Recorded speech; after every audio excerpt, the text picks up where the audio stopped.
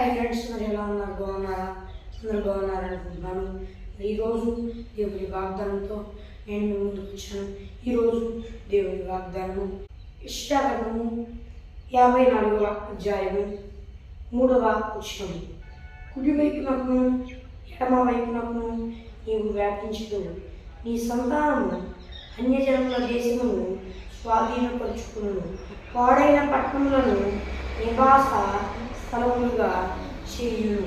మరి ఫ్రెండ్స్, ఈరోజు దేవుని వాగ్దానం ద్వారా దేవుడే సెలవిస్తున్నాడు అంటే, కుడివైపుకు ఎడమ వైపుకు నీవు వ్యాపిస్తావు, నేను ఇలా ఆశీర్వదిస్తాను. భయపడవాక నా కుమారుడా, నా కుమార్తె, నిన్ను కుడివైపు ఎడమ వైపుకు వ్యాపింపజేసి నీ వంశావళిని ఆశీర్వదిస్తాను. ఇది ఈరోజు వరకు వాగ్దానం కాదు, ఇది చిరకాల వాగ్దానం. దేవుడు స్మరిస్తున్నాడు ఫ్రెండ్స్. మరి ఈ వాగ్దానం మీ జీవితం వరకే కాదు, మీ వంశావళులకి దేవుడు ఈ వాగ్దానాన్ని ఇస్తున్నాడు. ఏంటంటే, కుడివైపుకు ఎడమ వైపుకు నీవు వ్యాపించదు అని మరి దేవుడు సెలవిస్తున్నాడు ఫ్రెండ్స్. మరి మీరు ఎలాంటి పరిస్థితుల్లో ఉన్నా బయటపడకండి, దుఃఖపడవాకండి. దేవుడు మిమ్మల్ని ఏమని సెలవిస్తున్నాడంటే, మీ విషయమై కుడివైపుకి అలాగే ఎడమ వైపుకి దేవుడు మిమ్మల్ని విస్తరిస్తాడని సెలవిస్తున్నాడు ఫ్రెండ్స్. మీరు భయపడవాకండి. మీ సంతానం అంట మరి అన్యజనుల దేశము స్వాధీనపరుచుకుంటా. ఇక్కడ మనం క్లియర్గా చూసుకున్నట్టు ఒక మాట ఉంది. ఏంటంటే, అన్ని జనులే కాదు, అన్య జనముల అంటే దేశాలనే మీకు ఇస్తున్నానని దేవుడు సెలవిస్తున్నాడు.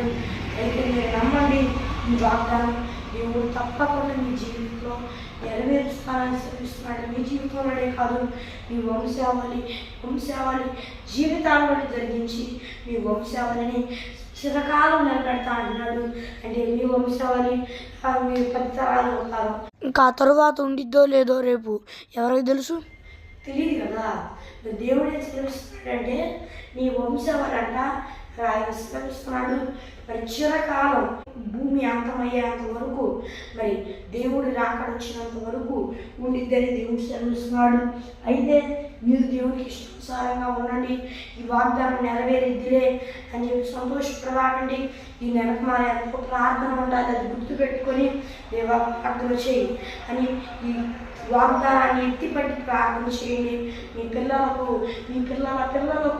దీన్ని నేర్పండి. మీ జీవితంలో కార్యం చేసి మీ పిల్లలు వారి పిల్లలతో ఇలా చెప్పుకుంటూ వెళ్ళేటట్టు చేసి కృప చూపిస్తాడు. జాగ్రత్త. దేవుడు మీ వంశాన్ని నిలబెట్టాలంటే ప్రార్థన ముఖ్యం. దేవుడి వాగ్దానాన్ని నిలబెట్టాలి, స్థిరపరచాలంటే ప్రార్థన ముఖ్యం. కాబట్టి మీ రోజువారి ప్రార్థనలో ఈ వాగ్దానాన్ని ఎత్తిపెట్టి ప్రార్థన చేయండి. దేవా, నాకు సహాయం చేయి, ఈ వాగ్దానాన్ని స్థిరపరచని. అలాగే దేవుడు ఏమి వాగ్దానాలు మీకు ఇస్తాడు, వాటిన్నింటినీ ఎత్తిపెట్టి ప్రార్థన చేయండి. నిశ్చయంగా మీరు ఆ కార్యాన్ని చూస్తారు. ఈ వంశావళి విషయంలో కూడా దేవుడు అభివృద్ధి ఇచ్చి మొదలా ఆలకిస్తాడు. అలాగే పాడైన పట్టణములను నివాస స్థలములుగా చేయును. దేవుడు అంత కృపని మీకు ఇస్తాడంట.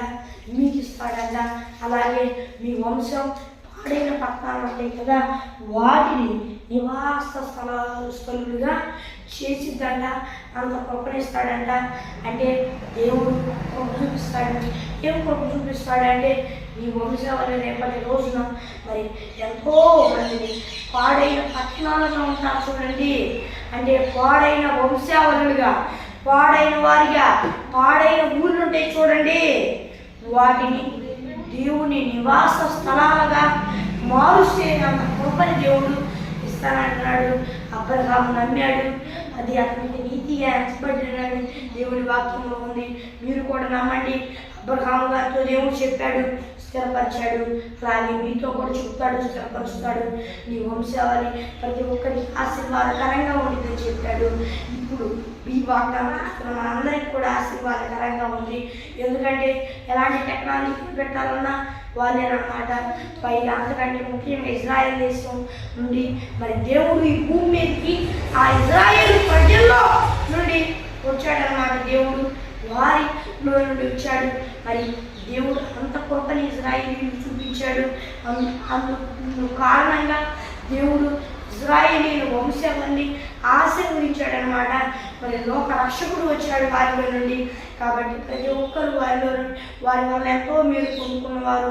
అలాగే మరి ప్రతి ఒక్కరు కూడా మరి మనమందరం కూడా మరి ఇజ్రాయేల్ వంశమే. ఎందుకంటే అబ్రహాం విశ్వాసులకు తండ్రి అన్నమాట. కాబట్టి మనం ఆయన కుమారుడు. కాబట్టి ఎందుకంటే ఎవరైతే విశ్వాసంతో ఈ వాగ్దానాన్ని నమ్ముతారో ఆ వాగ్దానాన్ని నమ్మే ప్రతి ఒక్కరు కూడా అబ్రహాం కుమారుడు. అది గుర్తుపెట్టుకోండి. ఈ వాగ్దానాన్ని కాదు, ప్రతి ఒక్క దాన్ని నమ్ముతారో వారందరూ అబ్రహాం కుమారుడు అన్నమాట. ఆ కుమారుడు కాబట్టి అంటే దేవుడు ఎవరైతే నమ్ముతారో, దేవుడి వాగ్దానాలను ఎవరైతే నమ్ముతారో మరి వారందరూ అబ్రహాంకి కుమారుడు. అలా దేవుడు అబ్రహాం గారిని ఆశీర్వదించాడు అనమాట. మిమ్మల్ని కూడా అలా ఆశీర్వదిస్తాడు. అబ్రహాం తండ్రి అయ్యాడు విశ్వాసులకు. కాబట్టి భయపడలాగండి, జడియలాగండి. మరి దేవుడు కృప చూపించాడు. మీరు కూడా ఇతరులకు ఆశీర్వాదకరంగా ఉంటారు. మీరు కూడా అబ్రహాం వంశమే. ఎందుకంటే అబ్రహాము విశ్వాసులకు తండ్రి కాబట్టి ఇంకా వాళ్ళైనా వేల వేల తరాలు ఆగాలి. అంటే 100 తరాలు ముందనుకుంటే అబ్రహాం గారు ఉంది, ముక్తాత్ అనుకోవాలి వాళ్ళందరికీ. కానీ మనందరికీ తండ్రి అన్నమాట. అంటే నాన్న. ఎందుకంటే విశ్వాసులకి తండ్రి ఆయన. ఎందుకంటే మనకంటే ముందుగా అందరికంటే మొదట ఆయన నమ్మాడు దేవుణ్ణి. కాబట్టి దేవుడు విశ్వాసులు తండ్రిగా నియమించి దేవుడు కృప చూపించాడు. అంత కృపని మనకి కూడా చూపిస్తాడు.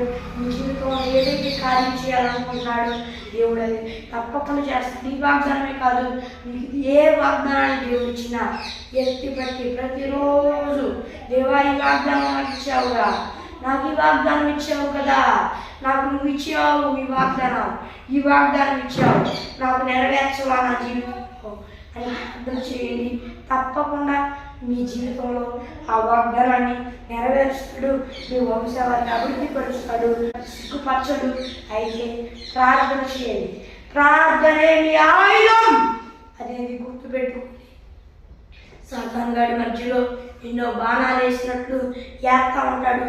గుండెకి గాయమయ్యేటట్లు బాణాలు వేద్దామని వేస్తా ఉంటాడు. అయితే విశ్వాసం అనే డాలు పట్టుకోండి. అనగా మరి బాణాలు అంటే మనుషులు శ్వాస వేపిస్తాడు. ఏంటంటే నీకు ఇది అయిద్దా ఏదో అని అంటా ఉంటారు. అప్పుడు ఆ బాణం మీ గుండెలో ఉంచుకుని ఇబ్బంది పెట్టాలని చూస్తాడు. కాబట్టి ఒక గుర్తుపెట్టుకోండి, ఏంటంటే విశ్వాసము అలాగే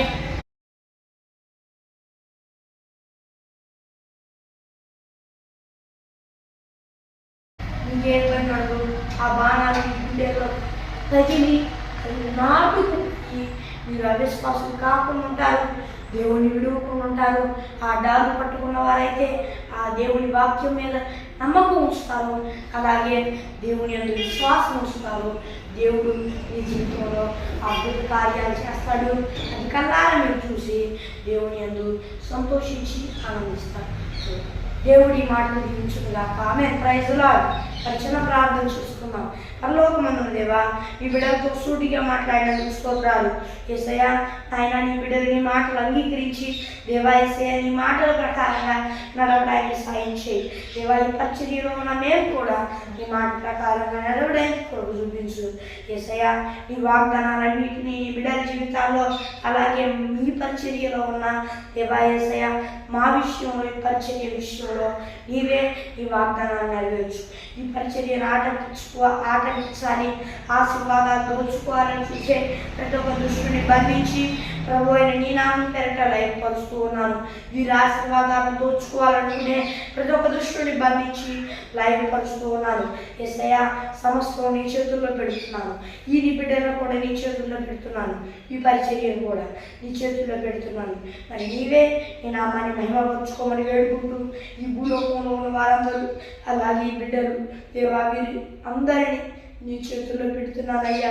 వీరందరూ దేవాన్నైనా మారు మనసు పశ్చాత్తాపం పొందుకొని నిన్ను నమ్ముకొని బాప్తీసం తీసుకొని రక్షణ పొందుకొని నీ ఆత్మను పొందుకొని నీ ఆత్మ అభిషేకం పొందుకొని ఉండడానికి సాయించి ఎవరైనా దారి తప్పితే మళ్ళా దారిలోకి వచ్చి మామూలు శుభచేద్దామని పొందుకొని